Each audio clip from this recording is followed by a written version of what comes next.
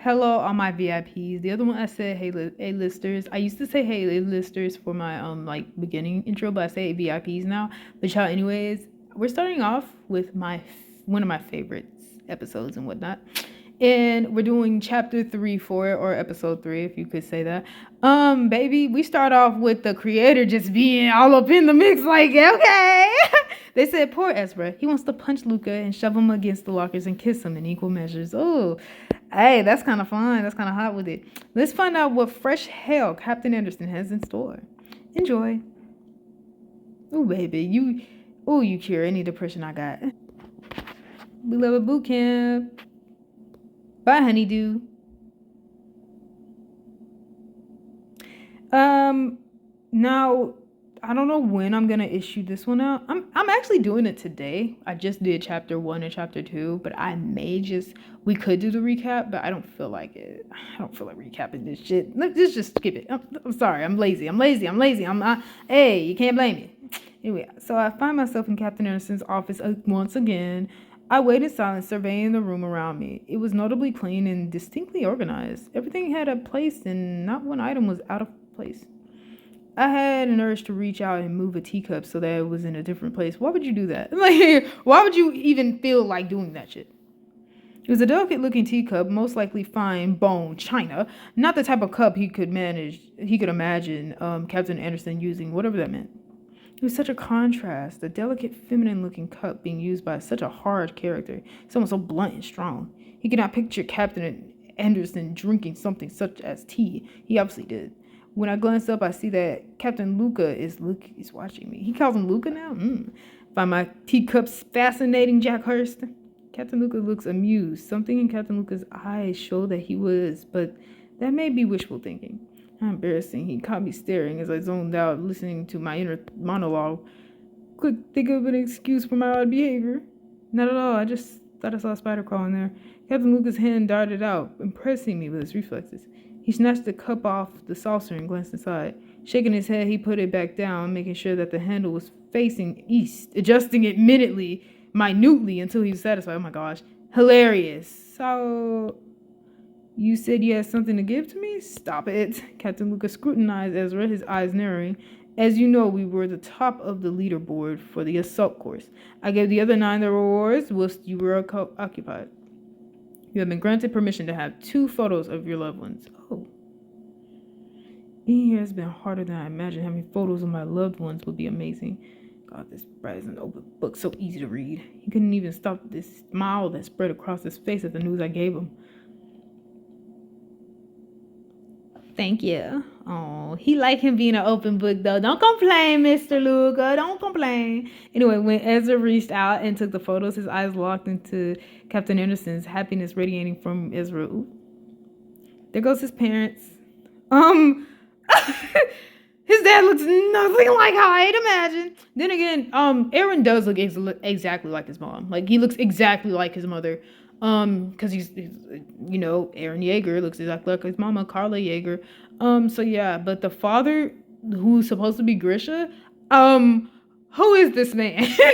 Who is this man, bro? Blue-eyed? Who is this man? Anyway, the first photo was his parents. His father had his arm around his mother's waist. They had been laughing at something moments before. The whole countenance was relaxed and full of love.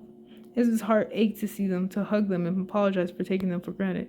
He had only been here for 2 days. He did not think, no matter how long he stayed there, he'd ever get his temper under control. It was his nature.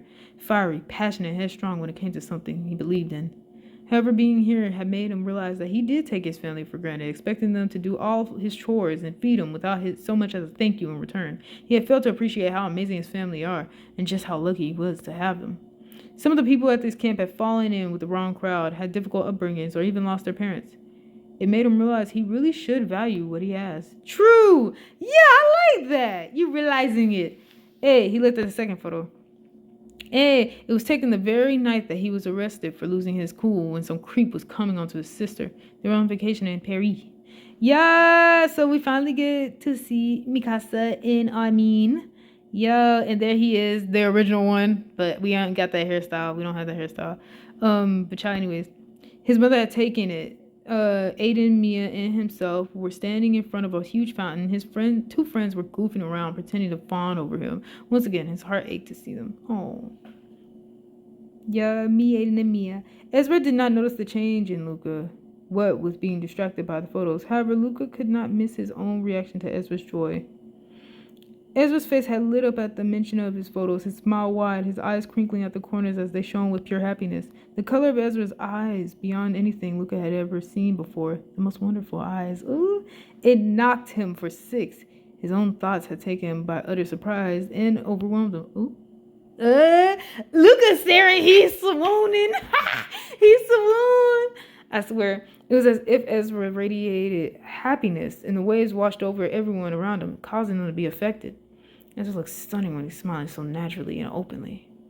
I had to distract myself. I need to conceal my sudden and unexpected feelings, making sure to school my features into a blank mask of indifference. I busied myself. He liked when his booth ain't happy. Mia obviously sent these in. I cannot stop looking between the two photos. I felt extremely thankful that I had these. They would keep me going if times here and here got tough. Not entirely feeling in charge of his own feelings and his handle on them slipping further upon hearing Ezra chuckle, Luca knew he had to recapture his lost control. Are you going to stand here all night, shitty rat? Ooh. Ezra hastily but carefully put the photos in his back pocket. Thank you, sir. Not my doing. Your group won that award. I was just the delivery man. The captain's face shows no reaction to my words. He sounds bored. I wonder if this was how he always was. Reserved. Don't stand there all night. You're making the place look untidy. Damn. The bird is just gaping at me. He evidently wants to say something. Wish he would get on with it. I've seen his face far too much already today. I'm starting to become quite fond of looking at it. Can I maybe take some sticky tape so I can put these pictures up? No. The others have not been given any. I can hardly show favoritism. Fuck, I want to give the fucker that tape, but I really cannot. Oh, he wants to favoritize him, but he cannot. Keep them in your nightstand drawer or on your nightstand. I guess. Thanks anyway. They watched each other briefly. Be gone with you. You're wasting my time. I like the way the captain talks. He's rude and brash, but I like it. I can go. Stupidity is not a crime, so you're free to go. Oh my gosh. As long as Captain Luca was not actually furious with me, I find his insults, words, and combats amusing. Yes, he do. I love this so much. I don't have so much to say because I'm so happy that I get to reread this all over again. Returning to the quarters, he placed his photos on the nightstand. He then spent the short period until dinner time talking with Connie. Wait! They thought they had me with that. Wait a minute. Did they just actually give us the original name? They said Connie when they were supposed to say Curtis. Oh, honeydew. This is not calling you out for any mistakes, baby. This is calling you out for, like, basically revealing something to us and me being too stupid the first time around to notice. Thank you, baby boy. Thank you, baby. I don't know why I'm used to saying baby boy. Don't ask me. I don't have experience with saying that. Anyways, they ate dinner without any drama. Maybe Horseface had been put off from antagonizing Ezra because of his punishment cleaning the toilet. And toilets, those are different beasts right there. You thought peeling potatoes was bad? Man, I know there's a bunch of funk coming out of the toilet seat every time he goes in there. Anyway, finally back to their quarters for the evening, Ezra removed his boots. He searched his locker until he found some boot polish and set to work. I've been spitting on my phone on accident and whatnot. I'm just talking so much. Why am I so close to my phone? What are you doing? You heard Captain Anderson this morning. He tore us a new one because we had not shown up with an accepted uniform. No way am I facing his wrath tomorrow. If you show up with unpolished boots after his lecture, you're dead, man. You're right. Everyone had heard Ezra's comments, and soon all 10 men were cleaning their boots in relative silence. Hey, he a leader on that ass for real, bro. Captain Anderson is a jerk. He's scary for sure. He's a short ass with a height inferiority complex, so he tries to make up for it by being intimidating. He does not try. He succeeds in being intimidating. If you think he's not intimidating, why don't you call him a short ass to his face? Ooh, that shut the idiot up. He valued his life, it seemed. No one would ever call Captain Anderson a short ass and survive to tell a tale. That's what I thought. Ooh! Ezra really is that guy! He is that guy, bro. He's really securing his spot as him. Like, as him, bro. But like, it reminds me when I did the Lord of the Rings videos and stuff like that, and I used to say Gandalf is that guy. Bro, I didn't realize how high Gandalf goes on the scale, bro. Gandalf is him, okay? Gandalf is him. He's not just that guy. He's not that dude. He's him, okay? So Ezra or Aaron, he's just that guy right now, but I'm waiting for him to reach his that he's him status, you know. Anyways, they did not receive any more visits from Captain Anderson, and Ezra was slightly disappointed. The lights were switched off early. Well, early for Ezra, who was a bit of a night owl. A bit. Feeling ludicrous, he huffed and sat up. My bad, I keep pressing the button. I'm in the laundry room. I don't know if you can hear me. Not wanting to get his newly polished boots dirty, he tiptoed out of the room without wearing any shoes. Sorry, I accidentally skipped so many parts. Well, actually, not so many parts. He basically could not sleep because he's kind of a night owl and whatnot. He has trouble sleeping because he's never slept with other people before in his life.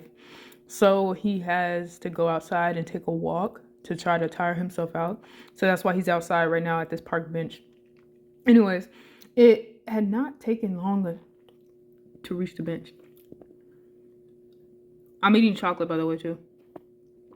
Ezra sat and took in the sight of... in front. A few moments into his impromptu stargazing, the cold night air began to creep over him, surrounding him. He curled his toes up in his socks, wishing he had worn his boots and located a jacket. It was summer, so it was not exactly freezing, but not exactly vest and jogging bottom temperature either. Ezra hears a noise behind him before he can react. Captain Luca is coming to a stop a few steps away from the bench. Ezra's stomach drops. Uh-oh. Jack Hurst? Uh-oh. Shit. Now I'm in serious trouble. I'm sure being out of bed without permission is forbidden. Yes? I'm sorry. I could not sleep and I was going stir crazy inside. I just needed some fresh air. Ezra knew he was in trouble, but his mind could not help but notice how good Luca looked in the moonlight. Oh my God, he is so long, bro. I love it. He was wearing his normal daytime attire with a thin jacket over the top. He waited. No response. I'm sorry. Where are your boots? You got socks? It's just socks. So fucking stupid. He just got socks on. You're basically walking like, one thin layer away from barefoot. And on this dirty ass ground, bro. Outside, bro. You could be stepping into a bug, bro. Your socks could really be dirty. Like, ugh. Anyway, this ain't your house. Like, you fool. Oh, Lord. My bad. I had to let out a fat burp. No, just kidding. Do you not realize how disgusting it is out here? You're going to have the filthy feet and God knows what you could have stood in. Right? They could have been dog boo-boo. That's why I didn't want to wear my boots. I had just polished them and didn't want to get them dirty. Why am I not being questioned as to why I am out without permission? Instead, he's questioning me about what I'm wearing. Here, moron. Wear my jacket before you catch a cold. Oh. Did I fucking stutter? Like, damn, put the shit on. I love it. Anyways, Ezra quickly put on the jacket. It smelled pleasant, clean with hints of Lucas cologne. He resisted the urge to pull it tighter around himself and take a deep inhale. Right? That'd be weird. Like, do that in front of him? Like, why? Anyway, what now? He's like, oh my gosh. He's so sick of him. Oh, what should I do now? Whatever the fuck you like, Jack Hurst. I'm not your mom. Huh? Ezra's shoulders dropped, the tension rolling away and relief flowing in at Captain Luca's words. He was not in trouble. He was free to do what he pleased, within reason. Against his better judgment, he sat back down on the bench, a small gap between him and Captain Luca. They both glanced out at the sky, sitting in silence. That's a nice landscape. After a long stretch of stillness, Ezra was sure Luca was not going to talk until, polish your boots? I did. I assumed your rant this morning was to ensure we did not make the same mistake twice. You'd be correcting your assumptions. Not as dumb as you look. Oh, I'm not dumb. I know that now. Ezra pouted before realizing he probably should not be doing that. That was acceptable behavior around his friends, but his superior, his captain, he should not be acting so immaturely. Wherever this was, whatever was happening, was not the standard captain. Who can't pretend a relationship? Ezra caught Luca glancing at him from the corner of his eye. This made his stomach do a small flip. He's looking at him. Sulk all you want, brat. You're not helping your case. Ezra grinned at his words. He was sure they should be having an opposite effect on him, but he really did enjoy Luca's sense of humor, his lack of tact and no filter. What would help my case? I think you should return to your quarters before Commander Sayers finds you. He said pet. Huh? Now, okay, in the original one, I had thought that, they are doing the Irwin slash, Levi relationship thing in this one. I thought it was like, he's calling him pet as in like a pet name and whatnot. But no, it wasn't. It wasn't that. I think it's his name. He almost said Peter, basically. Fuck, I've crossed the line. At least I'm not being punished, just dismissed. Feeling put in his place, Ezra quickly stood. Thanks for the jacket and for not punishing me for being out of bed. No rules to say you're not allowed out of bed at night. Oh, I didn't know that. Is he making a point that he was not going easy on me? That he could not care less as I was not breaking any rules? Oh, right. But I feel disappointed. I guess I was not thinking I was getting special treatment. Night, sir. Oh, he wants to be treated. Just because there's no rules, Jack Harris, does not mean it is not seriously frowned upon. Ezra smiled at that, continuing on his way, deciding it best he did not answer or show Luca how happy that made him. Oh. Yay. Now he gets to deeply inhale that. No, it would be weird if they said, after Jack Hurst left, Captain Luca took the side of his jacket and deeply sniffed the jacket. It smells like Ezra. I'm like, no, that'd be weird. What kind of Wattpad fanfiction shit? Anyways, my evening has started off like usual. Couldn't sleep. This is a regular occurrence for me, considering I'm an insomniac. What was not a regular occurrence was finding my usual night spot taken by someone else. No, because, Levi literally cannot sleep. Legit, he cannot, I think the creator was just like, oh, yeah, one thing he wanted to ask Levi was to, quickly fall asleep. Because Levi can't do that. He literally, averages around 3 to 4 hours of sleep every day. And it's this dude is chronically awake, and that's not good. Oh my god, I'm laughing because damn, I like how they put that in here. But anyways, not just anyone else, but this brat that's come into my life and awakened something inside of me. He feels the original recipe coming inside of him. I'm not kidding. Anyways, why did I say that? Wait, to find Ezra in nothing but a vest, his arms and collarbone exposed. I had to give him my jacket, not only to stave off the cold, but to prevent myself reaching out and licking that sinful collarbone. Anyways, technically, Ezra should not be wandering around outside, but there is no set rules to say he could not, right? Nah, Luca wanted to lick that collarbone, boy. I love it. It was just heavily implied. I could not find the strength to send him away. Fuck, when he sat next to me on the bench, I even made a point of staring out in front of me, and not at the messy-haired idiot. The bastard had the pout. His lips look so kissable. I love this. I'm laughing like a fucking clown. Ooh, that face! Oh, how do I eat? That face. He I wonder how he tastes, nigga. Anyways, then he spoke in a suggestive tone. The sound of his voice doing funny things to me.